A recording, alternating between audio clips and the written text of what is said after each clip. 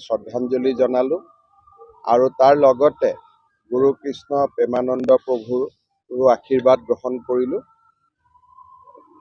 অকণমান যিখিনি শিক্ষাৰ ক্ষেত্ৰত কৃষ্ণগুৰু সেৱাশ্ৰমে যিখিনি কাম কৰি আছে তাৰো অলপ বুজ ল'লোঁ।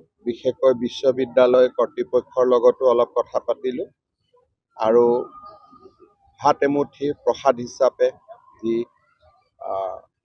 ভকতসকলে একেলগে খাই এমুঠি অন্ন গ্ৰহণ কৰাৰ সৌভাগ্য হ'ল।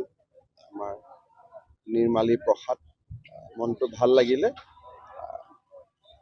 সকলোকে ধন্যবাদ জনাইছোঁ। ধৰ্মৰ মাজেৰে আচলতে সমাজ গঠন কৰিব পাৰিছে। আমাৰ ধৰ্মৰ উদ্দেশ্য হৈছে মানৱতাৰ কল্যাণ, বিশেষকৈ শিক্ষা আৰু স্বাস্থ্য। এই দুটা ক্ষেত্ৰত কাম কৰাটো আমাৰ সকলোৰে কৰ্তব্য আৰু কৃষ্ণগুৰু সেৱাশ্ৰমে শিক্ষাৰ প্ৰসাৰৰ ক্ষেত্ৰত যিখিনি ব্যৱস্থা হাতত লৈছে যথেষ্ট শলাগিবলগীয়া, প্ৰশংসনীয়। খুব ভাল প্ৰস্তুতি হৈছে, মানুহৰ যথেষ্ট আকৰ্ষণো হৈছে আৰু প্ৰধানমন্ত্ৰী নৰেন্দ্ৰ মোদী ডাঙৰীয়া, গৃহমন্ত্ৰী অমিত শ্বাহ ডাঙৰীয়া, বিত্তমন্ত্ৰী নিৰ্মলা সীতাৰমন, বৈদেশিক মন্ত্ৰী জয়শংকৰ সকলোৱে খুব সমৰ্থন কৰিছে আৰু সকলো আহিবও। গতিকে খুব ভাল কৰি সন্মিলনখন হ'ব আৰু বহুতখিনি বিনিয়োগকাৰীও আহিব। গতিকে মইতো খুব আশাৰে বাট চাইছোঁ।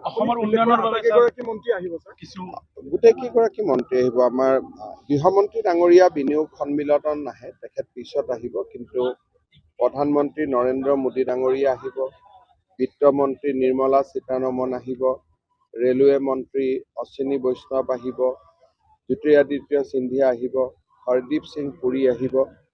যিমানখিনি ইনফ্ৰাষ্ট্ৰাকচাৰ আৰু পীযুষ গোৱেল আহিব, যিমানখিনি উদ্যোগ আৰু ইনফ্ৰাষ্ট্ৰাকচাৰৰ সৈতে জড়িত ভাৰত চৰকাৰৰ 8জন মন্ত্ৰী উপস্থিত থাকিব। মোক গুৰু কৃষ্ণ প্ৰভু প্ৰেমানন্দ প্ৰভুৱে মথাউৰিটোৰ কথা কৈছে, মই ব্যৱস্থা লৈছোঁ। ঝুমুৰক লৈ ঠিক বিশ্ব ৰেকৰ্ড বুলি কথা নহয়, কথাটো হ'ল যে অসমৰ চাহ উদ্যোগে এইবাৰ 200 বছৰ অতিক্ৰম কৰিছে আৰু চাহ আমি খাওঁ বা চাহ উদ্যোগৰ বিষয়ে আমি কথা পাতোঁ, কিন্তু চাহ উদ্যোগৰ পিছত থকা শ্ৰমিকসকলৰ কৃষ্টি সংস্কৃতি তাক আমি বিশ্বৰ দৰবাৰত লৈ যোৱাৰ প্ৰস্তুতি চলোৱা নাছিলোঁ। চাহ বিশ্বৰ দৰবাৰত গৈছে, কিন্তু যিসকলে চাহ আমাক উৎপাদন কৰি দিয়ে তেওঁলোকৰ সংস্কৃতিটো চাহ বাগিচাৰ পৰা আজিলৈকে ক'ব গ'লে মঞ্চলৈ ওলাই অহা নাছিলে। এইবাৰ আমি এটা প্ৰয়াস কৰিছোঁ আৰু প্ৰধানমন্ত্ৰী ডাঙৰীয়াই মোক নিজে ক'লে যে ময়ো আহিম। গতিকে মই আশা কৰিছোঁ আৰু সিদিনাখন দেশ বিদেশৰ এম্বেচেডৰসকল আহিব, বিভিন্ন উদ্যোগপতি আহিব। গতিকে মই ভাবোঁ যে যথেষ্ট এটা সুন্দৰ পৰিৱেশত আমি ঝুমুৰ নৃত্য পৰিদৰ্শন কৰাব পাৰিম আৰু ই চাহ বাগিচাৰ সংস্কৃতিৰ প্ৰতি এটা জাতীয় স্বীকৃতি হ'ল।